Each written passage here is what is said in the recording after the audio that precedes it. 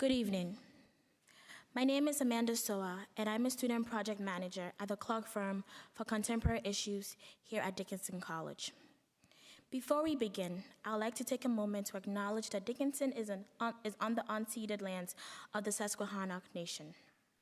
We acknowledge the many indigenous peoples that lived with these lands, as well as the thousands of indigenous children forced into the Carlisle Indian Industrial School in 1879 as part of the federal cultural eradication effort. On behalf of the Clark firm, the Departments of Economics, History, Law and Policy, Women's and Gender and Sexuality Studies, the Popple-Shaw Center for Race and Ethnicity, and the Women's and Gender Resource Center, I would like to welcome you to tonight's event, Sadie Alexander and the Use of Federal Job Guarantees to Address Racial Discrimination in Employment. When the women's suffrage movement picked up momentum, women began to look for more opportunities by getting more education. While most colleges and universities were against the enrollment of these female students, there were some colleges purposely founded to educate women. Dr. Sadie T.M. Alexander's impressive familial legacy excluded her from this disadvantage. Educated at the M Street High School in D.C., she made her mark by becoming the first African-American woman to get a PhD in economics in 1921 at the University of Pennsylvania. After graduation, she was unable to find a job that utilized her economics degree. She then went back to the University of Pennsylvania and became the first Black woman to receive a law degree and to pass the bar in Pennsylvania in 1927. While she was unable to formally use her PhD, her education in economics was central to the way she framed her speeches and the economic policies she believed in. She became a huge proponent of education and training of African American youth. But through her own experience, she reasoned that education was not enough. She advocated for laws and policies that would protect Black workers from racist and discriminatory policies that impeded on Black prosperity. Dr. Alexander believed that economic policies should be used to address the inequalities in social systems that are so damaging to minorities. I took my first economic class during my first semester of college. As an undeclared student with no idea what to study, I thought it was essential to explore subject areas that I had little experience with. While I found the class to be somewhat difficult, I enjoyed learning about the new concepts. The following semester, I took a sociology class which focused on the effects of globalization on migrant women from the global South. While my economics class gave a simplified and theoretical view of our economic world, my sociology class focused on the effects of global economic policies on individuals. From these two classes, I learned to what extent our individual decisions are ruled by economic policies created without the involvement of all stakeholders. Dr. Alexander understood this connection and used her platform to explain how societal issues could be mitigated or worsened by economic factors.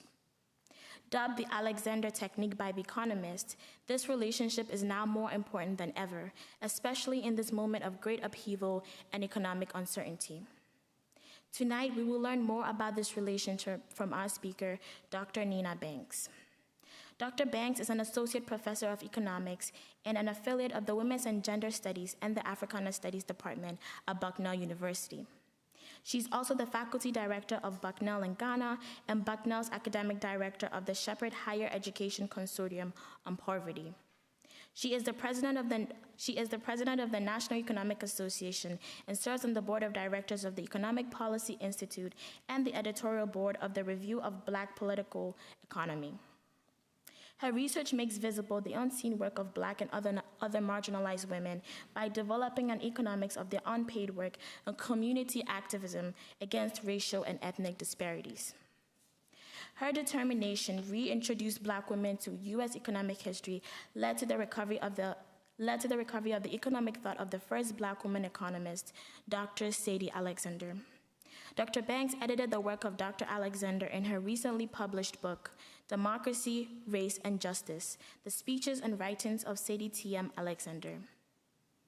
Her research has also been featured in popular media outlets that include NPR, The Economist, The New York Times, SiriusXM's Urban View, the Financial Times Alphachat podcast, the Wall Street Journal Future of Everything Festival, and the State of Working America podcast.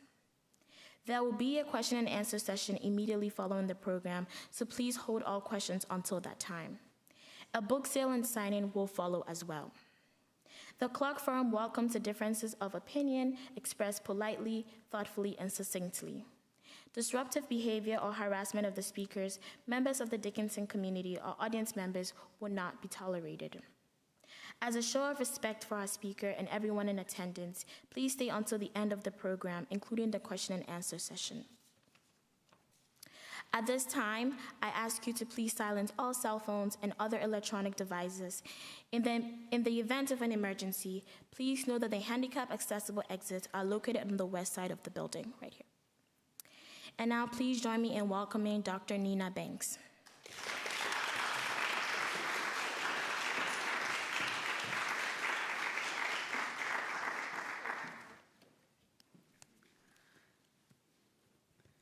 Good evening. I would like to thank Amanda Soa for her very warm introduction. I was a little worried for a moment that maybe I would need to leave because she was going to give my speech for me. She did it so well. And I'd like to thank Ebru Conger, Mark Aldrich, and Sarah Markowitz for inviting me to give a talk at the Clark Forum for Contemporary Issues. I thank the Department of Economics, the Department of History, Women's Gender and Sexuality Studies, Law and Policy, the Center for Race and Ethnicity, and the Women's and Gender Resource Center for sponsoring tonight's event. And I'm very pleased and honored to be here. I also want to recognize and to thank the Alexander family, Mrs. Mary Canaday and Dr. Ray Alexander Minter, for their tremendous gift to the nation when they donated the Alexander family records to the University of Pennsylvania Archives. And of course, I would like to recognize and to thank the archival staff at the University of Pennsylvania, past and present, for organizing, preserving, and making the Alexander family records available to researchers. So this is the first public lecture that I have given on Sadie Alexander since the publication of my book, Democracy, Race, and Justice, in June, and it is very fitting that my talk is at Dickinson at Carlisle, in Carlisle. In 1975, Sadie Alexander gave an address to the Pennsylvania Society for Promoting the Abolition of Slavery, saying, quote, "My maternal grandmother, Sarah Elizabeth Tanner, was born a slave in Winchester, Virginia. Her father was the master of the plantation, and her mother, Elizabeth Miller, was the cook for the family. Elizabeth Miller was illiterate and had 11 children, 5 by the master of the plantation and 6 by a freeman who wanted to marry her. Each time her fiancé got enough money to pay the price the master asked for Elizabeth, his cook, the price increased. Finally, my great-grandmother made contact with the Underground Railroad, put all of her 11 children in one of the master's double-team wagons, well filled with food, and sent them away at midnight. They reached Carlisle, Pennsylvania, where members of your society anxiously awaited their arrival. The children were divided among various families, my grandmother being sent to Pittsburgh. My great-grandmother never again saw her children, and the children never again saw their mother nor each other," end of quote. Sadie Tanner Marcel Alexander was born in Philadelphia, Pennsylvania in 1898, the granddaughter of Sarah Elizabeth Tanner and her husband, Bishop Benjamin Tanner.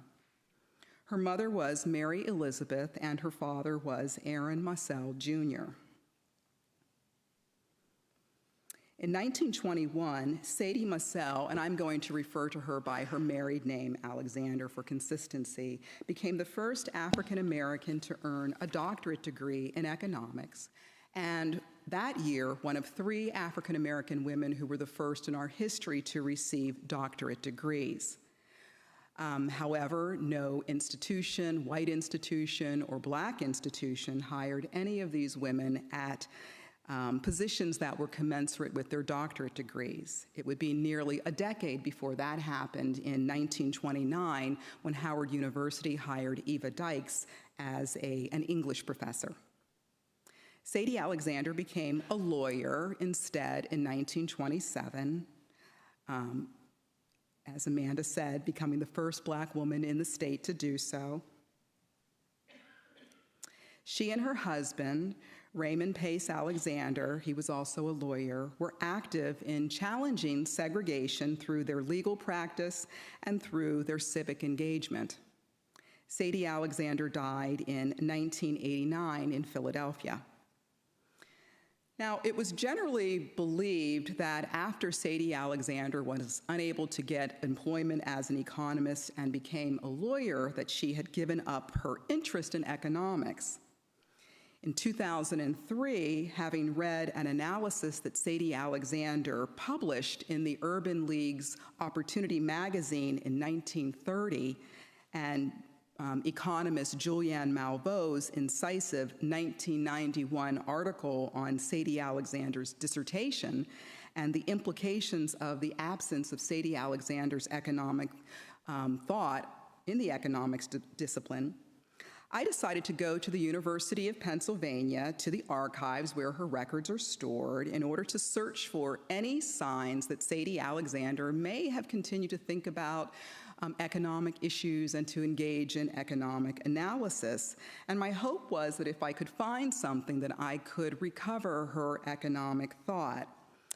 And to be honest, I really did not expect to find much when I went to the archives. When I made my way to the boxes of her speeches, I was shocked and delighted to discover that Sadie Alexander had actually spent her lifetime focused on economic conditions affecting African Americans. And the speeches cover a long period of time from the 1920s into the 1970s. The discrimination that Sadie Alexander experienced as a black woman could not take away her knowledge of economics, and so she continued to use her knowledge to challenge unfair economic and political policies and practices that were discriminatory and oppressive towards black Americans. She was especially focused on policies that would benefit the black masses, and that was the term that she typically used. Unlike other economists who published in economic journals, I found that Sadie Alexander's economic thought occurred primarily through speeches that she gave to non-academic audiences, most of whom were black. Her economic thought and life as an economist had been stored in archival boxes. So I'm going to talk about the evolution of Sadie Alexander's economic thought from the 1920s into the World War II era, when she became a proponent of full employment job guarantees as a way to overcome persistent employment discrimination against black workers. Her first piece of scholarship was her 1921 doctoral dissertation, The Standard of Living Among 100 Negro Migrant Families in Philadelphia, and in this dissertation, she focused on black workers. She wrote her dissertation in response to the beginning of the large-scale migration of African Americans from the South to the North. The Great Migration, as this movement came to be called, occurred primarily from about 1916 until the 1970s, early 70s. And the Great Migration involved the migration of black workers to the North in search of industrial jobs. And the industrial jobs were the jobs that paid better, and this was the growing sector in the economy. But black workers had been excluded from the industrial sector by employers and also by white workers and labor unions. World War I was the initial catalyst for the increased northern demand for black industrial labor. But Black migrants also fled racial violence in the South, and they hoped to be able to secure educational and voting rights that white Americans denied them from having in the South.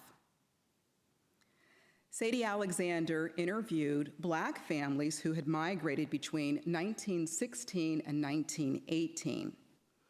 And so 10% of the Black migrants from the South during that period of time relocated to Philadelphia. Her study found that the majority of Black migrants were able to earn a wage that allowed them to support themselves and their families in the city, and she viewed this as an indication that the migrants could, in fact, adjust to life in the northern urban area. Now, this was actually a really critical issue because Black migrants faced intense hostility from white people in cities where they relocated. Whites often viewed the migrants as threats to their jobs and as being unable to adapt to northern urban life. They viewed migrants as people who engaged in criminal activities and spread epidemic diseases, such as tuberculosis. White hostility toward Black migrants often turned violent and deadly, especially after World War I ended in 1918 and white soldiers returned home and they confronted African Americans who were now living and working in northern cities. In the Red Summer of 1919, and this is a slide from mob violence in Chicago, in the Red Summer of 1919, there were over 30 cases of white mob violence across the nation, and in many cases, white anger was fueled by the perception of Black social mobility, that Black people were stepping out of their place. The economic downturn after the war ended led to an increase in unemployment, and this also fueled racial hostilities against Black migrants. This racial violence occurred in the nation while Sadie Alexander was a graduate student, and she was a graduate student in history, and then she switched to economics. And it shaped her thinking on the ways in which unemployment also acted as an accelerant to white mob violence. She didn't think that unemployment was the cause, but that it could certainly accelerate it. Decades later, she stated this, quote, "The dislocation of people and the war nerves of the 1918 period brought a sorry aftermath, not the least of which were the race riots stimulated between Negro and white workers by their fear of insecurity during the 1919 reshuffling of employment. Unemployment did not cause the riots, but rather fear that production cutbacks would leave workers stranded.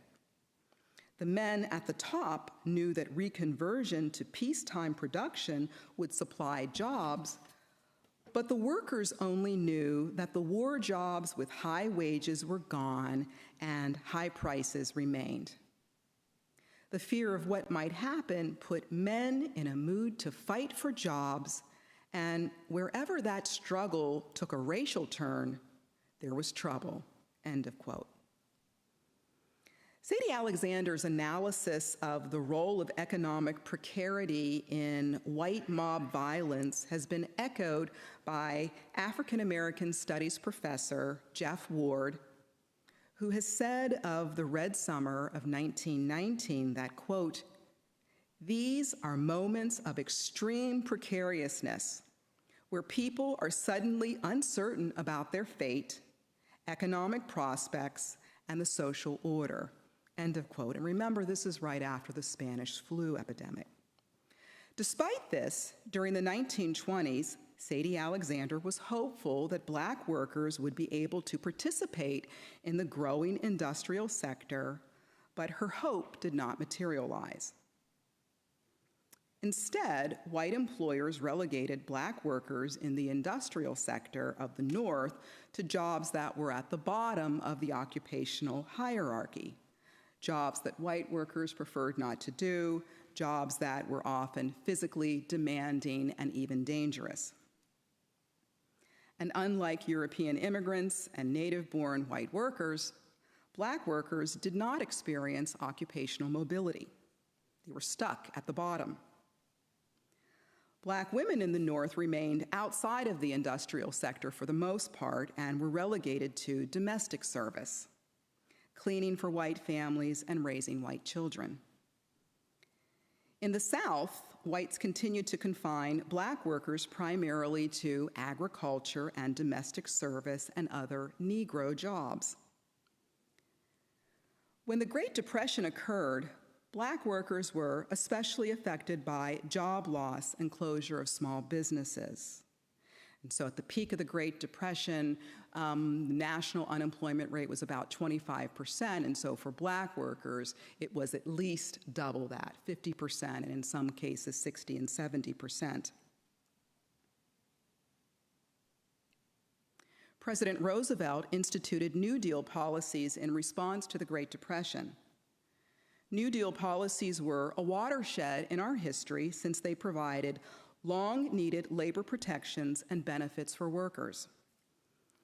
In the 1930s, Sadie Alexander gave speeches to Black audiences where she said that this was really the first time in our history since Reconstruction where there was a real chance that the federal government might positively influence the condition of Black Americans.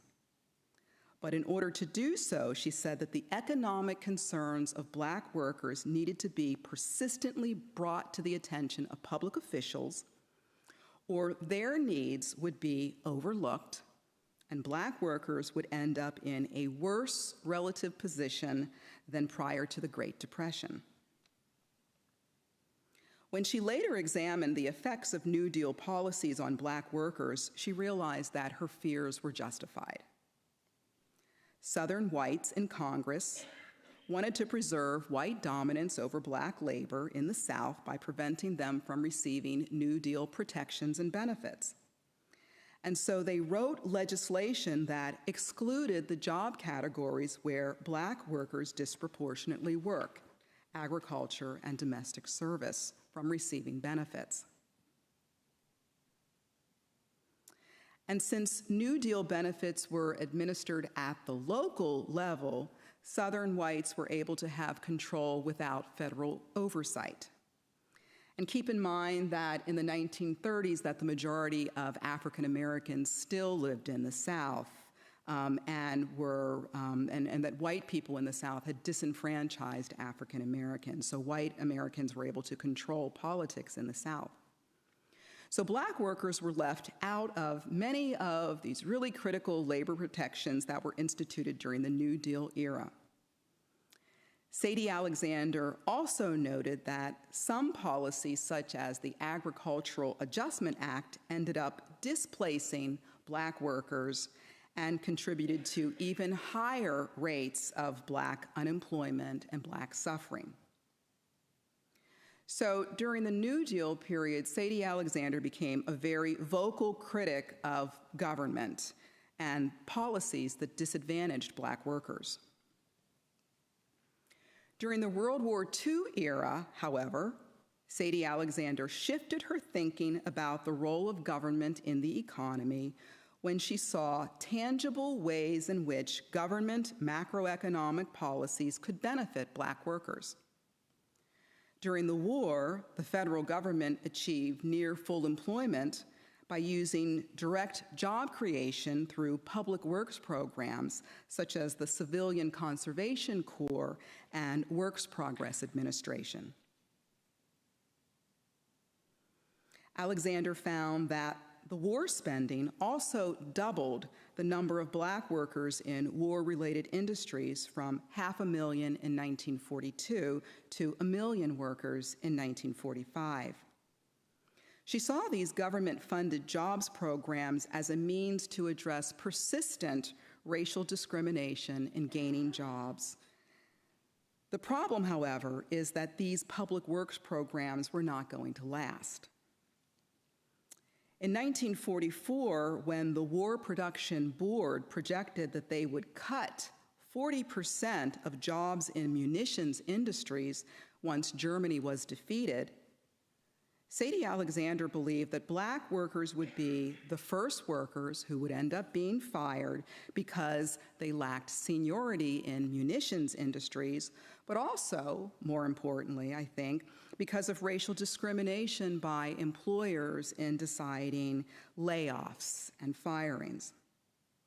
She also stated that the prospects for Black employment in other industries that were not munitions, other manufacturing jobs, were bleak once the war ended, given the reluctance of those firms to hire Black workers before the war began, and even with the urgency of war. Sadie Alexander believed that racial discrimination against Black workers relegated them to the status of marginal workers, workers who were the last hired and the first to be fired.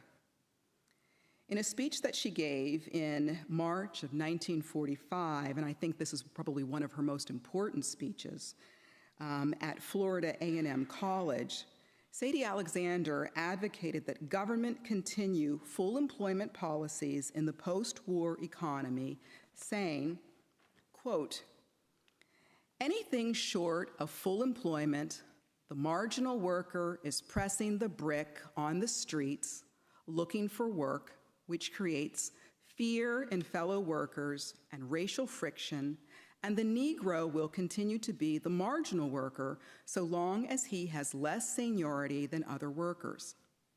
Full employment would mean for the Negro worker continuing occupational advancement, increased seniority, and the removal of fears of economic rivalry on the part of his fellow white workers. Full employment is the only solution to the economic subjugation of the Negro and of the great masses of white labor. Full employment is the only solution to the economic subjugation of the Negro and of the great masses of white labor," right? End of quote. Although she focused on the particular benefits to Black workers, Sadie Alexander's speech made clear that all workers should recognize that full employment would increase their collective bargaining strength and elevate their purchasing power. And this could not occur if white workers continued to exclude Black workers from the right to work.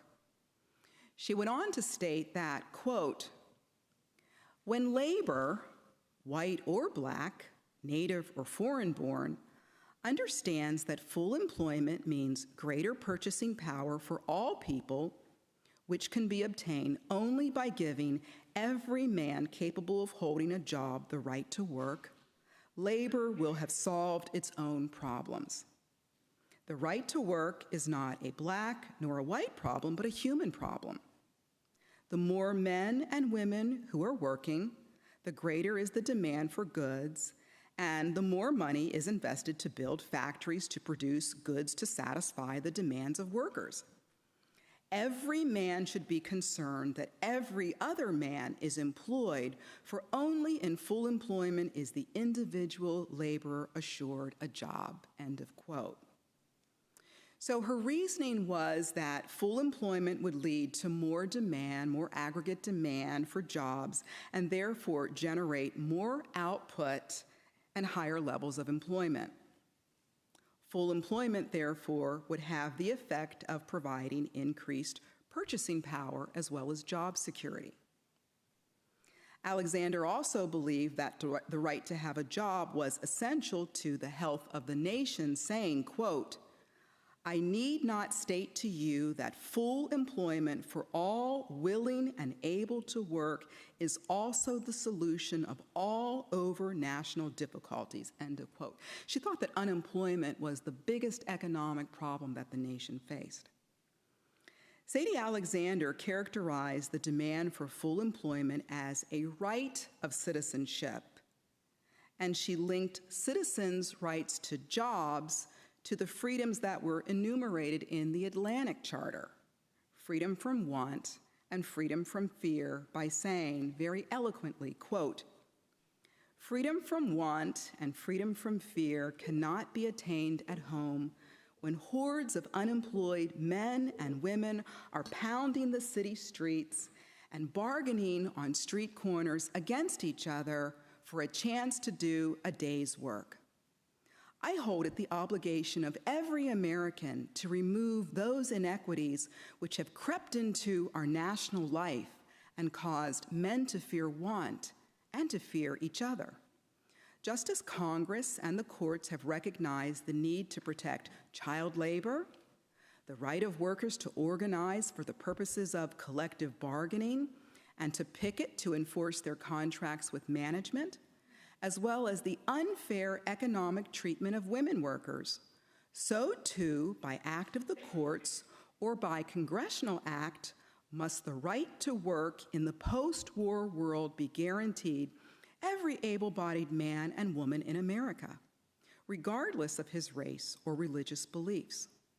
Discrimination in employment because of race, color, or religion is an abuse of a right as fundamental as denial of freedom of religion or freedom of speech," end of quote. Full employment meant that all workers who are willing and able to work and wanted to have a job should have the right to a job. The right to a job was an idea that President Roosevelt had advocated in 1944 in his State of the Union address when he called for a second Bill of Rights or an economic Bill of Rights. Sadie Alexander, I believe, was the first economist in the United States to lay out a program for achieving full employment through government job guarantees. To achieve post-war full employment, Alexander believed that government needed to have an equitable taxation policy, so to tax corporations and businesses, that put excess profits into public works programs in order to make use of all available resources, in other words, to hire unemployed workers, when the private sector did not fully employ them. She believed that government should create public works programs that focused on pressing social needs that would, quote, "clear slums, provide electricity to every farm, and reduce illiteracy," end of quote. Alexander also cited the need for other policies that would increase workers' standard of living, including having a guaranteed minimum annual wage that was tied to the cost of living. I believe that Sadie Alexander's recommendations continue to be relevant to our economy today. Black workers have unemployment rates that are consistently twice as high as white unemployment rates, whether the economy is in a recession or a period of recovery. White unemployment is currently 4.5%, and the black unemployment rate is 8.8%, almost 9%, an amount that is consistent with recessionary levels of unemployment. Valerie Wilson, who is the director of the Economic Policy Institute program on race, ethnicity, and the economy, has done a lot of research on black-white disparities in both jobs and pay. What she has found is that the 2-to-1 unemployment disparity holds across educational levels, such that, quote, "Black workers are not just twice as likely to be unemployed as similarly educated white workers, but are often more likely to be unemployed than less educated white workers," end of quote. There are also persistent racial wage disparities for black and white workers. And this is a slide that you can take a look at that looks at the black-white wage gap, which is wider now than it was 40 years ago and is largely unexplained by the factors that economists typically look at, human capital factors. There are also persistent racial wage disparities for Black and white workers. Wilson has stated that, quote, "The persistent racial disparities we observe in unemployment and wages arguably provide the most compelling evidence of structural racism in the labor market," end of quote. In a society where Black lives mattered, the long-standing high levels of joblessness for Black Americans would be regarded as a national crisis, a national disgrace, and a problem in need of immediate government action. One way, I believe, to address structural racism in labor markets is through a federal job guarantee. The topic of government job guarantees has generated a lot of increased discussion among policymakers since the last two presidential elections, and a number of presidential candidates came out in support of it. Last February, Congresswoman Presley introduced a resolution for a federal job guarantee.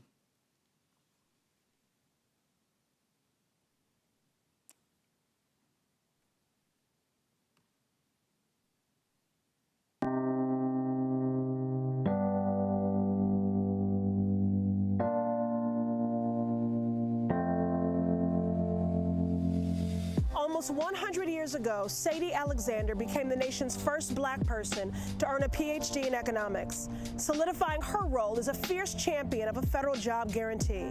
She knew that a reliable job was essential to the social and economic mobility of folks who for too long had been left out and left behind, and saw a federal job guarantee as the best way to achieve full employment and overcome the systemic economic barriers facing Black people across the country.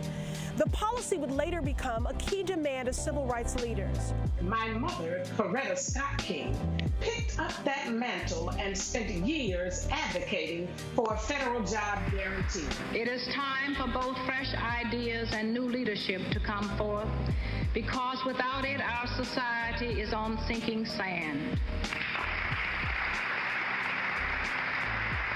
She told Congress that no issue is more important to the elimination of human suffering and to the advancement of the nonviolent ideal than the issue of providing jobs for all Americans. I have a dream that my 4 little children will one day live in a nation where they will not be judged by the color of their skin, but by the content of their character. I have a dream today. The 1963 March on Washington, where Dr. King delivered his iconic "I Have a Dream" speech, was a march for jobs and freedom. Hundreds of thousands gathered in Washington to demand voting rights and economic justice in the form of a massive federal program to train and place unemployed workers in meaningful, dignified jobs for decent wages. In recent years, there have been calls for a public option for employment, but the deep disparities exposed by the health and economic crises we now face require us to go even further. Another world is possible. Yes, it is possible to legislate justice and accountability. People over profits, joy over trauma, freedom over fear. Yes, it is possible to write budgets that actually value Black lives. It's time to establish a legal right to a job for all people in America. I'm proud to build on and honor the legacy and work of generations of Black women like Sadie and Coretta by introducing a historic proposal to do exactly that. The legal right to employment is critical to affirming the dignity and humanity of all, and set a new baseline of dignified work, wages, and benefits for all workers. Do you believe the Federal Reserve can achieve full employment? And by full employment, I mean anyone who wants to work and can work will have a job available to them. First, thank you for that history. I didn't know that. So that's our goal. That's what we're working to do at all times. As civil rights leader Ella Baker said, people cannot be free until there is enough work in this land to give everybody a job. A job guarantee is an investment in the American people, our communities, and an equitable economy that works for all. Our ongoing struggle for civil rights demands our collective action to uplift the dignity, humanity, and freedom of every member of our society. And that starts with a federal job guarantee. Join me in setting this new standard.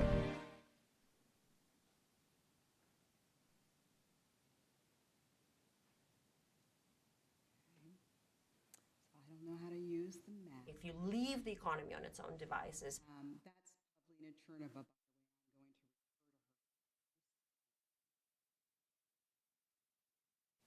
I'm going to refer to her.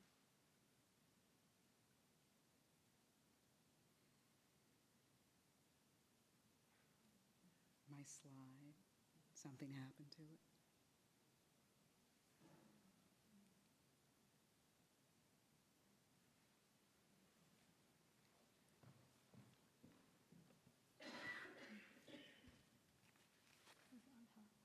Thank you.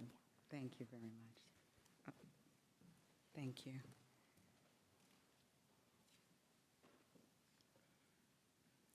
Underlying the federal job guarantee proposals are ideas that economists have developed in order to generate a fully employed economy. Economists in the U.S. who have proposed ideas on job guarantees include William Vickery, Derek Hamilton, William Darity Jr., and Mark Paul.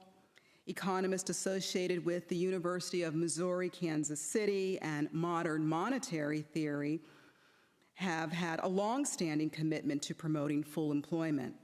They include Matthew Forstater, Randall Wray, Poti Giancoros, Stephanie Kelton, and Pavlina Chernova. Other prominent proponents of the federal job guarantee are Rohan Gray, Nathan Tankus, Raul Carrillo, and the Reverend Delman Coates. A federal job guarantee means that the government would provide jobs at livable wages to all people who are willing and able to work. And that does not mean that all people have to work. It's a choice. There are, of course, people who should not be in the paid labor force, and we should support them. The jobs program would address a number of problems, including involuntary unemployment, that is the inability of people to find jobs at the level at which they want, low compensation, so this would provide wage floors, and labor market discrimination.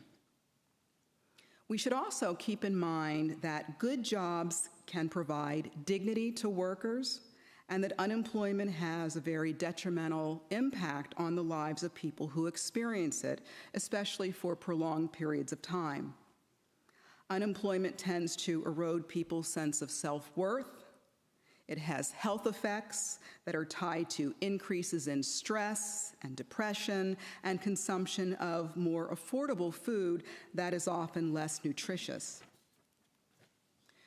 The federal job guarantee is not a substitute for private sector employment, but a means to increase jobs due to the inability of the private sector to generate enough jobs in order to have a fully employed labor force. Economists Derek Hamilton, Sandy Darity Jr., and Mark Paul have laid out a bold plan for a jobs program that would alleviate many of the problems that Black and other economically marginal communities face. They propose that the federal government provide work opportunities as a right of citizenship, a federal jobs guarantee program. The guarantee would provide employment for adults who are out of work with benefits and minimum pay thresholds that are based on skill and experience. States and localities would determine the jobs based on their assessment of community needs. The jobs would provide tax revenue. They would stimulate local businesses through a multiplier effect, and reduce government spending on a number of social insurance programs such as unemployment compensation. The program would also enable us to invest in infrastructure repairs, renewable sources of energy, care work, training for innovative jobs of the future, and endeavors that beautify landscapes and create careers for people in the arts. Their program is very similar to the one that Sadie Alexander called for 75 years ago. And we can envision that the pressing social needs that she believed public works programs should address would include things that we need today, such as access to clean drinking water, broadband internet service, and programs that are needed to make economically depressed urban and rural communities better places to live and work.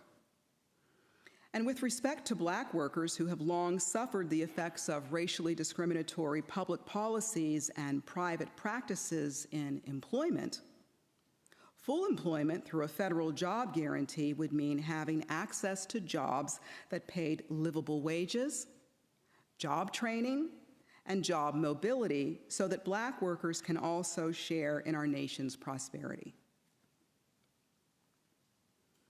I'm going to end with a quote from Sadie Alexander, again from her 1945 speech calling for full employment. Sadie Alexander spoke about the need for full employment, stating, quote, "If full employment by determination of the people and the government could be obtained for the destructive purposes of the war, why can we not unite to achieve it for the constructive purposes of maintaining the peace?"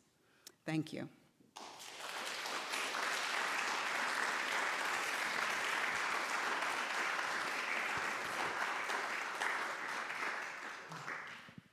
It is now time for the question and answer session. Because this event is being recorded, please raise your hand and wait for a microphone to reach you before asking your question. We reserve the first questions for students, and then we will open it up to the rest of the audience. We will now take the first question.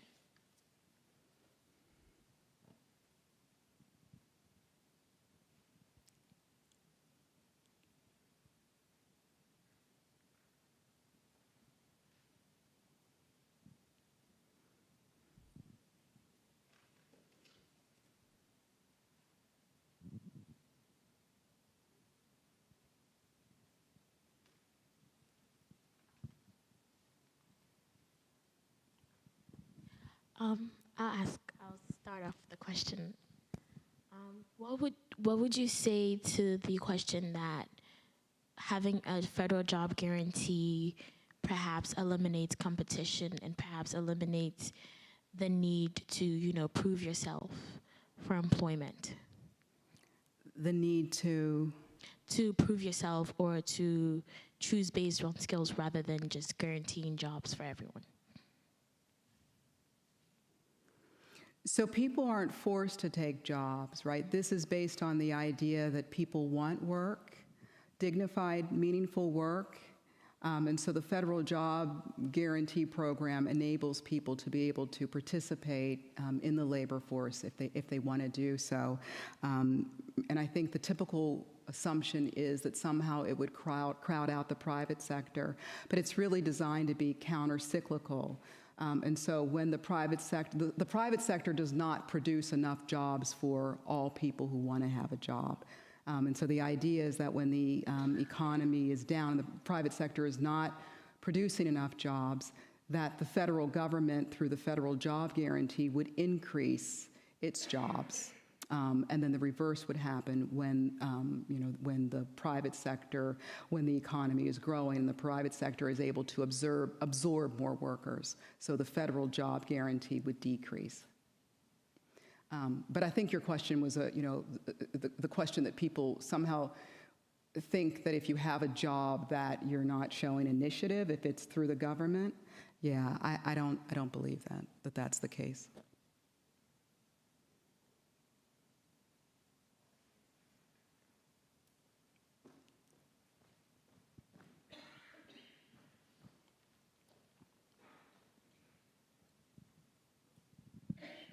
Hello. Thank you for speaking with us today.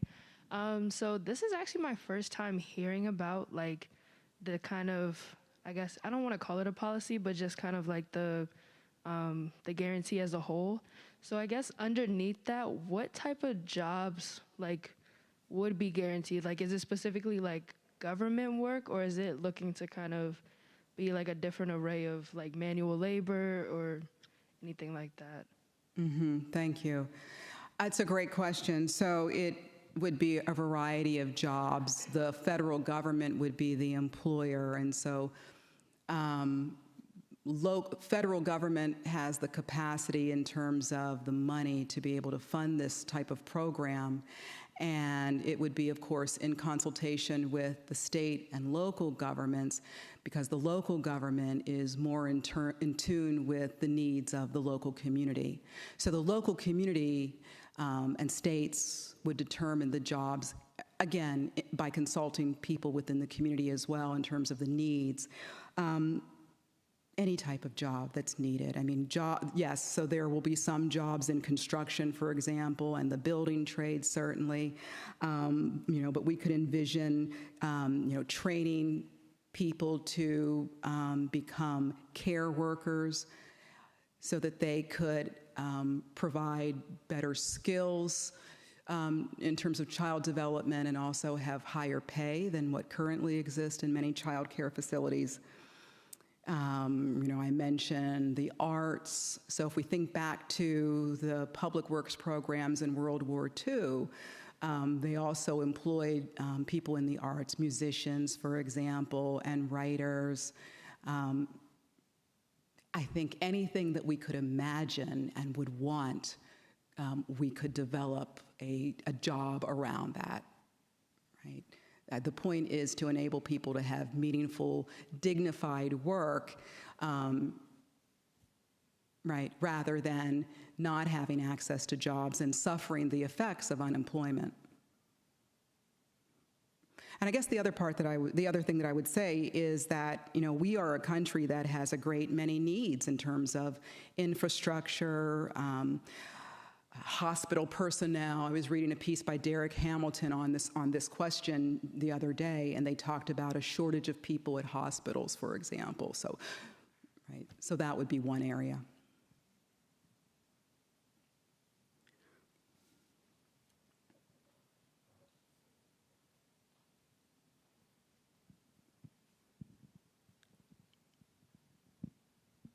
Thank you for speaking. So I have a question about how your research about Sadie Alexander has impacted your own approach to economics as a field and also your own personal economic philosophy.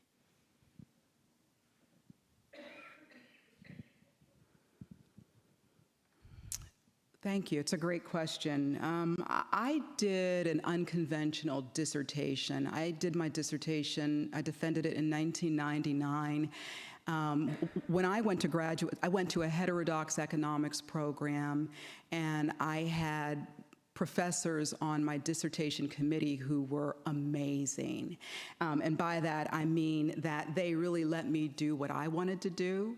And I had gotten to the point in my education where I realized that I had a lot of knowledge about Euro-Americans and Europeans, but very little knowledge about African Americans. And so I wanted to do a dissertation that honored the hard work of Black women who've always been very involved in providing support for their families outside of the household. So I ended up doing archival research for my dissertation. It took a long time to do because archival research is very tedious. It's place-based, and archives have restrictions. So when I decided to go to the archives to do research on Sadie Alexander, I already had that background in place, which was amazing that I actually had the skill set to be able to do the research. But how has the research shaped my thinking about economics? Uncovering finding all of this unseen history, I think, is extraordinary, right? That was sitting in boxes in an archives So I think it speaks to the need for economics to, I think, once again embrace history of economic thought, an economic history, and it also speaks to the need to, I think, do research that uncovers histories that have been largely unseen by marginalized groups of people. So I think that is, I think, how it has shaped me. It's really, I think, confirmed what I already felt about the need for doing archival research on communities that are marginalized, because what archival research does is that it allows us to hear the voices of people and also to figure out what their priorities are. And so with my research on Sadie Alexander, I really try to be guided by what she considered to be important. I try not to impose my own ideas on it. And then your second question was? Okay, thank you. In other words, you're talking too much, so.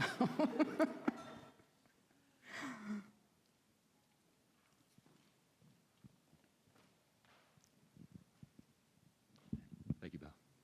Hi there, Professor Banks. There. Thank you so much for your wonderful lecture and coming to our institution. I actually have a follow-up from a question I asked you earlier today. You made an excellent point about the harmful effects of technology, particularly of surveillance towards workers. And would this be a concern for economists that things like the NSA, the information that Edward Snowden had uncovered about government surveillance, or things like the virus that created Eternal Blue, do you think that might creep into the public sector, given this job guarantee? Is that a concern for economic surveillance in terms of that? Why or why not? Thank you. I didn't hear that. I heard the beginning, and then I heard the end. I heard about, surveillance technology and Snowden, and then I heard something about creeping into the public sector. Yes, let me re-articulate that. Considering the American federal government's past of surveillance, and you had mentioned in our my class with Professor Conger, Contending Economics Perspective class, that a harmful effect of technology and advancement is surveillance of workers, and particularly in the private sector, I see how that would be very, very prevalent. Is that a concern for economists that would spread into the public sector given a jobs guarantee? I don't know, because I don't follow that area of economics. Typically, the work that I'm looking at, and in terms of the comments earlier, I was focused more on the increased ability to engage in various forms of surveillance, even within the private sector. So I don't know why there would be an increased likelihood simply because the federal government pays the bill on these jobs.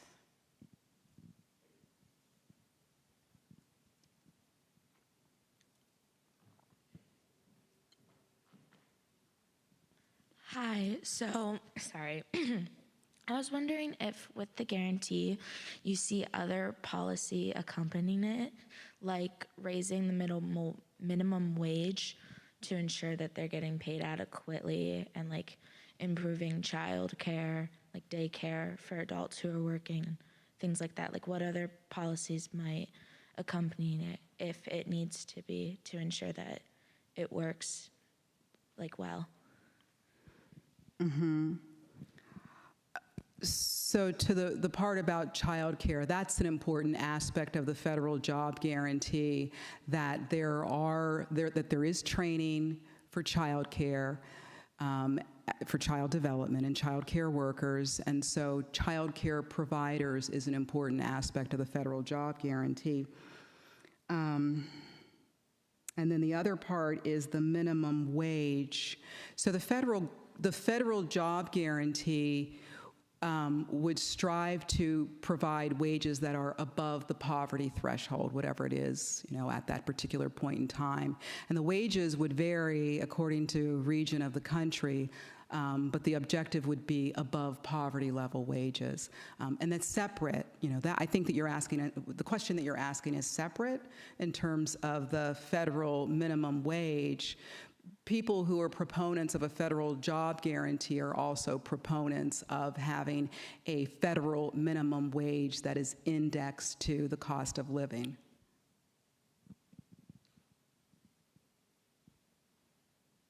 As Sadie Alexander did. I mean, her thinking was just remarkable to me. The other question, so I found all these things about her by digging through some boxes. I found that she wasn't we were thinking in 2003 that she was the second African-American economist, so she was the first black woman economist. And when I finally got funding and I could go to the archives to do the research, around 2015, what I realized is that Sadie Alexander was actually the first African-American economist. So I found that out. And I also found out that it wasn't Hyman Minsky who was the first economist who proposed, who laid out a proposal for a federal job guarantee. It was actually Sadie Alexander, right? So so in addition to this body of knowledge, I was also able to, I think, dispel some myths or assumptions that were prevalent at the time.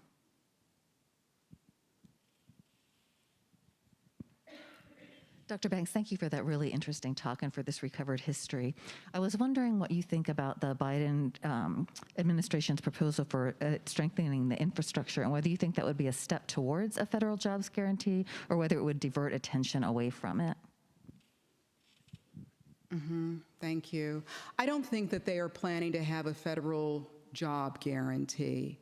And when the Biden administration unveiled their infrastructure plan in the spring, I looked at it very carefully, and I thought that it was an amazing infrastructure plan.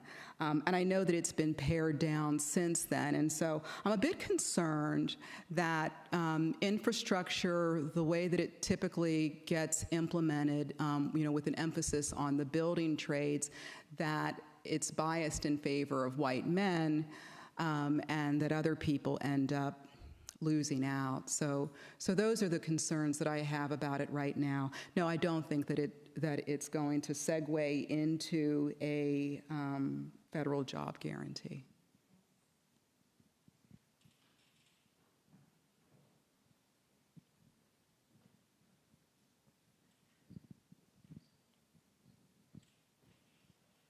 Hello, thank you for coming to Dickinson College, and thank you for speaking before all of us. How would you address the issue of inflation that could come with a full employment economy and a federal jobs guarantee? So after the Second World War, inflation in 1946, I believe, was at 18%. And where? The United States, I believe. Correct me if I'm wrong. It was in teens, I believe. Cost Harry Trim in the midterms in 1946, I know. So during World War II, when there's full employment or near full employment, that's the period that she's talking about, right? And her hope is that in the post-World War II period that we would implement continue to have a public works program, which we did not have. So I don't know what the inflation rate was in the post-World War II period, but it was not driven by a public works program, right? And during World War II, there were price controls that were put into place. And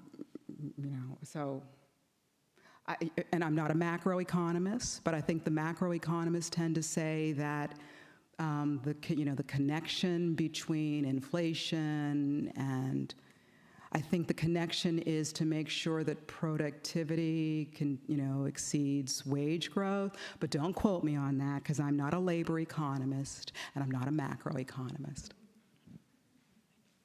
Thank you for answering my question. We now have time for one more question.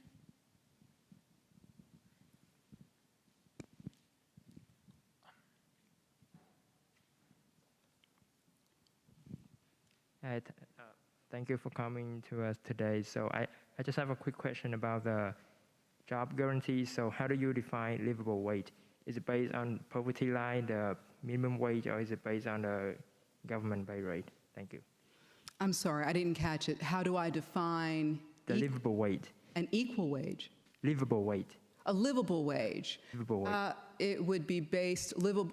So, if you look at, I would refer you to the study by Hamilton and Darity and Paul. And for them, the wage floor is the poverty rate for a family of 4. So that's the minimum pay, annual pay. It's based on what is above the poverty threshold. But the pay changes according to skill level and level of experience and region of the country and so on. But that's where it's determined. It's based on the poverty threshold.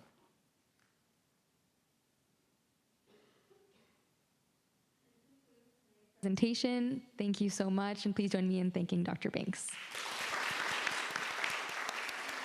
Thank you.